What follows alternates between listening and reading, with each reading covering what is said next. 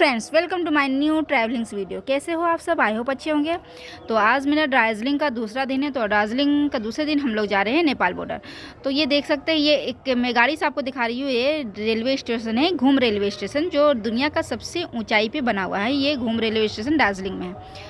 तो उसके बाद हम लोग को आगे जाना है नेपाल बॉर्डर। तो काफ़ी दूर है, लगभग 20-30 किलोमीटर दूर है। तो मौसम भी काफ़ी ठंडा हो रहा था। तो हम लोगों ने एक एक गर्म कपड़े हम अपने साथ ले लिए थे। हम लोग ग्रुप में जा रहे थे। तो काफ़ी अच्छा लग रहा था। लगभग 4 घंटे लगने वाले थे हम लोग को वहाँ नेपाल बॉर्डर पहुँचने में। तो आगे आगे जैसे जैसे बढ़ रहे हैं मौसम, वैसे वैसे चेंज होते जा रहा है। कभी अचानक से बिल्कुल वेदर साफ़ हो जा रहा है, फिर अचानक से बिल्कुल इतनी धुंध, इतनी बादल आ जा रही है। तो मतलब ऐसा लगता है ना कि एक ही दिन में आप 4 मौसम एक ही दिन में आप देख लेंगे। इस तरह का पहाड़ का जो मौसम होता है ना, इस तरह का मौसम होता है। कभी धूप, कभी छाँव, कभी बारिश, कभी ऐसे ऐसे हो रहा था। तो एक्साइटिंग बढ़ती जा रही थी जैसे जैसे हम लोग जा रहे थे। हम लोग को नेपाल बॉर्डर जाना था। तो काफ़ी अच्छा, हम लोग 2-3 पॉइंट है, व्यू पॉइंट है। तो हम लोग को वहाँ पे भी जाना है। तो शाम हो जाएगी आते आते। तो इसलिए हम लोग एक एक गर्म कपड़े रख लिए थे। तो काफ़ी ठंडी होने वाली है। ठंडी तो जैसे हम लोग दार्जिलिंग आए, हम लोग को बहुत ही ठंडा लगा, क्योंकि हम लोग झारखंड से, देवघर से वहाँ पे गए। तो हम लोग को बहुत ही ठंडा लगा। हमारे यहाँ मई में तो इतनी हीट वेव, इतनी गर्म हवाएं, इतनी मतलब लू चलती है। और वहाँ जाकर देखें तो वेदर तो बिल्कुल ही चेंज था। काफ़ी अच्छा हम लोगों को वेदर लगा। अगर आप लोगों को दार्जिलिंग में जाना है तो वही अप्रैल मई जून में जाइए, आपको वहाँ बिल्कुल ठंडा मौसम मिलेगा और काफ़ी अच्छा मौसम और व्यू मिलेगा आपको। तो दार्जिलिंग इसी टाइम पे जाइएगा तो काफ़ी खूबसूरत आप लोगों को मंज़र देखने को मिलेगा। तो हम लोग आगे बढ़ते चले गए। तो देख सकते हैं काफ़ी मतलब आगे की जो एक गाड़ी है, उसके आगे की मतलब कुछ दिखाई ही नहीं दे रहा है। इतनी धुंध, इतनी बादल, मतलब हम लोग ऐसे लगा था बादलों में हम लोग खो गए हैं। ऐसे आगे जैसे जैसे बढ़ रहे हैं वैसे वैसे दिखाई दे रहा है। और दूर से बिल्कुल ही कुछ नहीं दिखाई दे रहा कि रास्ता किधर मुड़ना है। और ऐसे था। तो काफ़ी आगे जाते जाते काफ़ी डर भी लगा था। पता नहीं, एक तरफ खाई है, एक तरफ पहाड़ है, और आगे कुछ भी नहीं दिखाई दे रहा। बिल्कुल ऐसा लग रहा था। काफ़ी इंटरेस्टिंग हम लोगों का ये मतलब बिल्कुल एडवेंचर की तरह लगा था। काफ़ी बहुत ही मज़ा आया था, बहुत ही मस्ती, बहुत ही अच्छा मौसम था। काफ़ी बच्चे भी काफ़ी खुश थे। और समर वेकेशन हम लोग का इस बार दार्जिलिंग का जो ट्रिप था काफ़ी अच्छा हम लोग का जा रहा था। तो देख सकते हैं, मैं आप लोग के साथ शेयर कर रही हूँ कि दार्जिलिंग में किस टाइम आना चाहिए और कहाँ कहाँ जो घूमने का पॉइंट है। सबसे पहले हम लोग पहला दिन आए थे तो मॉल रोड आप आए तो सबसे पहले दार्जिलिंग से मॉल रोड आप जाइए। उसके बाद सेकेंड डे आप लोगों को नेपाल बॉर्डर जाइए या मिरिक जाइए, टी गार्डन, ऐसे ऐसे पॉइंट हैं। आप अपना 3 से 4 दिन आप दार्जिलिंग में बिता सकते हैं। 4 दिन एवं है, 4 दिन में आप पूरी दार्जिलिंग अच्छे से घूम लेंगे। हम लोग अभी 4 दिन लेकर चले हैं दार्जिलिंग को पर घूमने का। उसके बाद हम लोग का जाने का प्लान था आगे। उसके बाद हम लोग देख सकते हैं मौसम में ऐसे चेंज होता गया।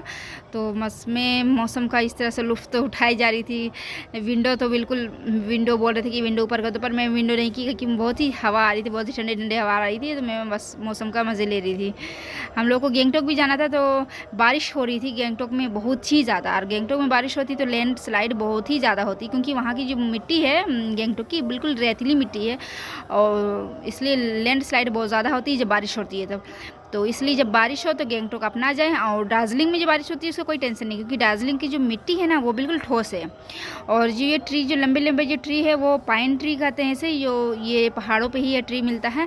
और ये ट्री जो है ना, और मिट्टी को बिल्कुल पकड़ के रखता है, मिट्टी को लैंड स्लाइड होने नहीं देता। और यहाँ की जो मिट्टी है बिल्कुल दार्जिलिंग की ठोस मिट्टी है। यहाँ पर हम लोग पूछे तो यहाँ के लोगों से पूछे तो कि यहाँ लैंड स्लाइड होता है। नहीं, यहाँ पर लैंड स्लाइड ज़्यादा बिल्कुल ना के बराबर ही होता है, क्योंकि यहाँ की मिट्टी बहुत ही ठोस होती है। और जो ये पाइन ट्री है ना बिल्कुल पानी को एब्जॉर्ब करके रखता है। पानी ज़्यादा एब्जॉर्ब करता है, ज़्यादा पानी इसकी ज़रूरत होती है। और काफ़ी लंबे लंबे ये पाइन ट्री है। तो काफ़ी खूबसूरत, लंबे लंबे के साथ साथ काफ़ी मोटे मोटे और काफ़ी घने घने ये ट्री थे। और बिल्कुल ऐसे इतनी घने थे कि ऊपर से धूप जो होते, सूरज की जो रोशनी है, डायरेक्ट रोशनी नीचे ज़मीन पे नहीं आ रही है। इतनी घने घने यहाँ पे ट्री है, इतनी बिल्कुल इस तरह से बिल्कुल वहाँ के ट्री थे। काफ़ी अच्छा मौसम लग रहा था। मतलब कहीं कहीं तो कहीं कहीं तो धूप की मतलब सनलाइट बिल्कुल नीचे पहुंच ही नहीं रही थी, इतनी घनी वहाँ की जो यहाँ पे जंगल की मतलब ये पहाड़ की जो ये रास्ते थे, तो बिल्कुल सनलाइट पहुंच ही नहीं रही थी बिल्कुल। कभी कहीं कहीं तो अंधेरे ही हो जा रहा था, इतना घना यहाँ पे जो पेड़ थे पाइन ट्री। तो काफ़ी अच्छा लगा था वहाँ। हम लोग आगे जाने के बाद हम लोग को एक हम लोग के जो ड्राइवर थे वो बताया कि आगे एक व्यू पॉइंट है, पाइन व्यू पॉइंट। यहाँ से व्यू काफ़ी अच्छा आता है। तो हम लोग यहाँ पे उतर के थोड़ा इन्जॉय किए, फ़ोटो वीडियो शूट किए, तो काफ़ी अच्छा लगा यहाँ पे। और जैसे जैसे आगे बढ़ते रहे, आगे जा रहे हैं तो बिल्कुल खो जा रहे हैं आगे की जो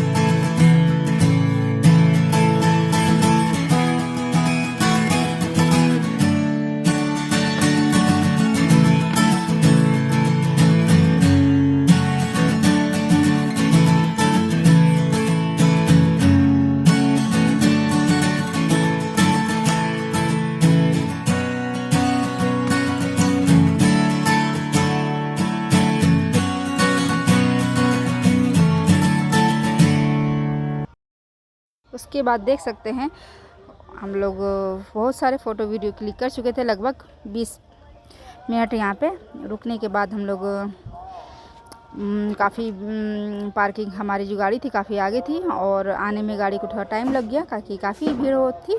तो गाड़ी स्लो स्लो जैसे जैसे रश ख़त्म हो रहा था वैसे वैसे हमारी गाड़ी आई। उसके बाद हम लोग यहाँ से आगे निकले। यहाँ से तो जाने का बिल्कुल मन ही नहीं कर रहा था, लग रहा था कि बिल्कुल यहीं पे रुक जाए, लेकिन हम लोगों को आगे और 2-3 व्यू हम लोगों को देखना था। तो हम लोग इस तरह से आगे निकले। उसके बाद हम लोग पहुंच चुके हैं, देख सकते हैं नेपाल बॉर्डर।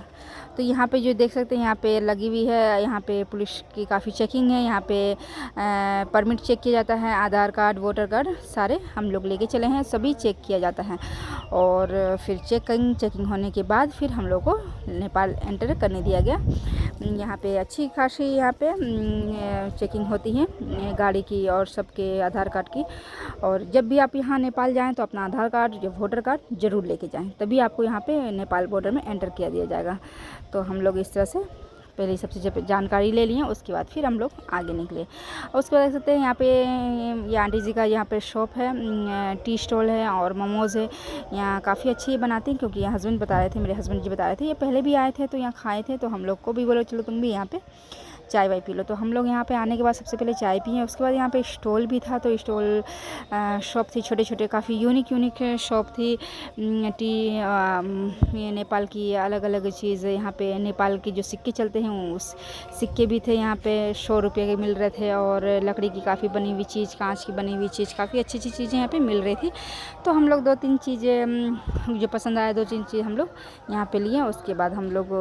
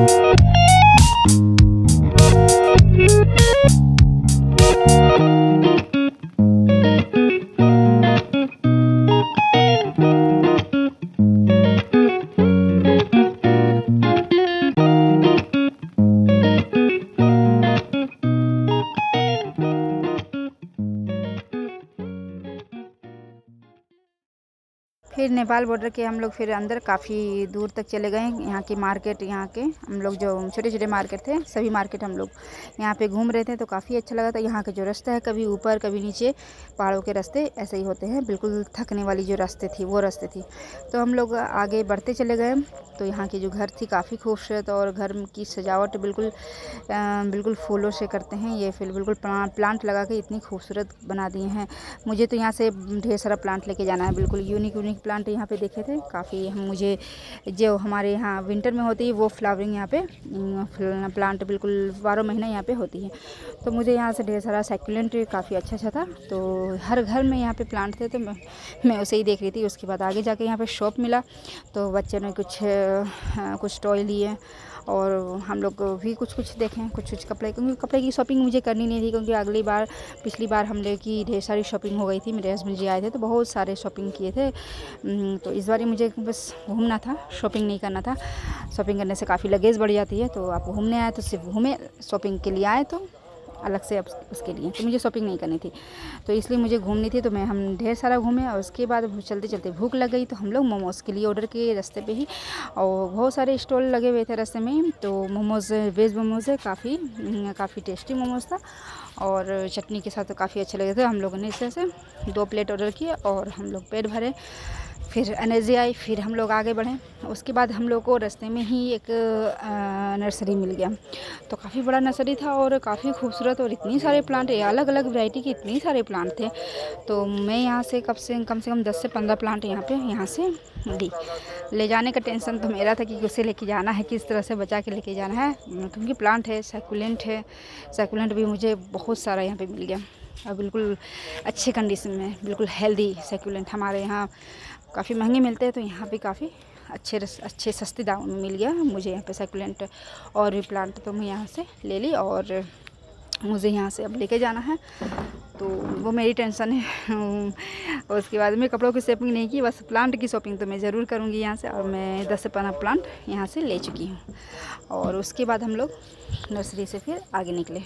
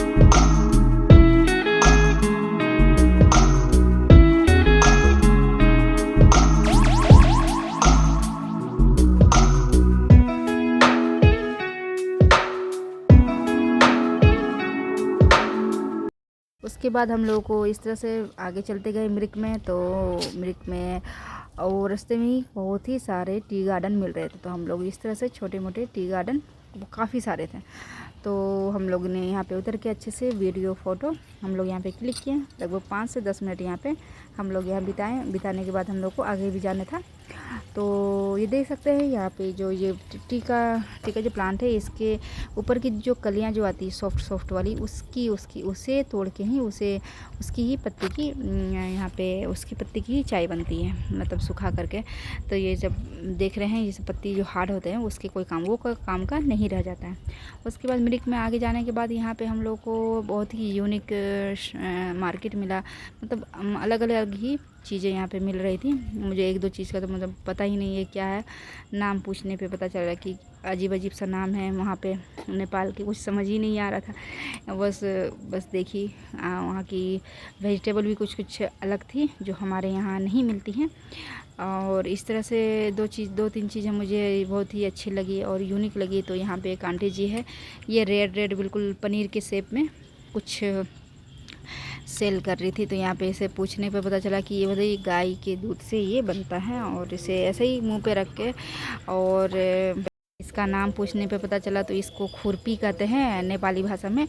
और इसको बस मुंह पे ऐसे ही रख के आपको इसे मुंह पे ही रखना है, धीरे धीरे स्वाद आएगा। बिल्कुल दूध वाला स्वाद आ रहा था, बहुत ही हार्ड था, मतलब बहुत ही ज़्यादा, मतलब इससे एनर्जी मिलता है।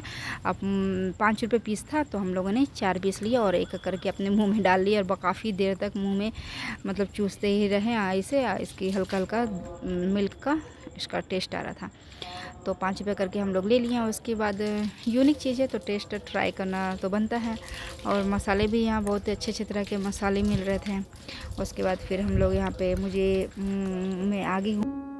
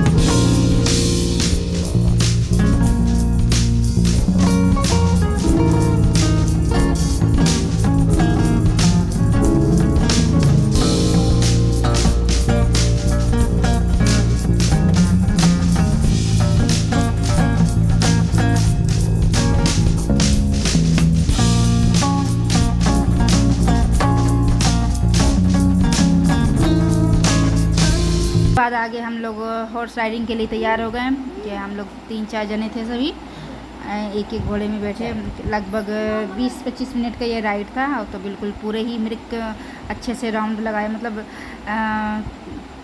2-3 किलोमीटर हम लोग को इस घोड़े पे राइड हुआ। मतलब शुरू में तो बिल्कुल डर लगा, उसके बाद काफ़ी मज़ा आने लगा। और व्यू मतलब घोड़े में बैठ के इतना हॉर्स राइडिंग करते हुए मृग की खूबसूरती को देखना काफ़ी मज़ा आ रहा था। काफ़ी एक्साइटिंग भरा ये हॉर्स राइडिंग था, काफ़ी हम लोग को मज़ा आया। सभी मस्ती कर रहे थे, बच्चे भी मस्ती कर रहे थे। मुझे तो पहले डर लगा था, लेकिन बाद में बहुत मज़ा आने लग गया। तो हम लोग इस तरह से हॉर्स राइडिंग करते हुए बहुत सारा वीडियो इस तरह से एक हाथ से मैं वीडियो बना रही थी। मतलब बिल्कुल डर ख़त्म हो गया था धीरे धीरे। उसके बाद 20 मिनट का राइड था, पूरे राउंड लगाया पार्क का। तो उसके बाद हम लोग फिर वापस घर जाना था, होटल जाना था। लगभग हम लोग को शाम हो चुका था और भूख भी काफ़ी लग रही थी। तो उसके बाद हम लोग एक अच्छे से वहीं पे एक रेस्टोरेंट था, रेस्टोरेंट में गए। तो हम लोगों ने अन्नपूर्णा में गए, तो वहाँ पे नेपाली थाली हम लोग ऑर्डर किए। नेपाली थाली जहाँ गए तो वहाँ का जो होता है टेस्ट, वहाँ का खाना ज़रूर टेस्ट करिए, ज़रूर इंजॉय करिए। तो ये अन्नपूर्णा रेस्टोरेंट है, तो अच्छा रेस्टोरेंट था। और यहाँ पे नेपाली थाली हम लोगों ने ऑर्डर कर दी। हम लोग ने 4 प्लेट नेपाली थाली हम लोग ऑर्डर किए। तो देख सकते हैं हमारे नेपाली थाली, जो इसमें कम से कम 3 से 4 सब्जी है, दाल है, सैलड है, दही है। मतलब नेपाल की एक साग होती है, अलग वैरायटी की साग है, मतलब हमारे यहाँ तो मिलती ही नहीं है। बस ये देख सकते हैं, ये बिल्कुल नेपाली थाली है। तो हम लोग इसको टेस्ट किए और अच्छा भी लगा, काफ़ी स्वाद अच्छा था। और चटनी भी थी, मोमोज़ वाली चटनी भी थी। और उसके बाद खाने के बाद हम लोग वापस होटल की तरफ निकल गए। काफ़ी शाम हो चुकी थी और मौसम भी बहुत ही ख़राब हो चुका था। आगे धुंध थी और बिल्कुल जाते जाते बिल्कुल बारिश भी होने लग गई थी, हल्की बूंदी बांदी, और कुछ दिखाई भी नहीं दे रहा था। और लगभग हम लोग को 7 से 8 टाइम लग गया, 7 से 8 बज गए हम लोग को शाम होटल पहुंचने में। तो इस तरह से पूरे मिर्ग की खूबसूरती मैं आप लोग से शेयर कर रही हूँ।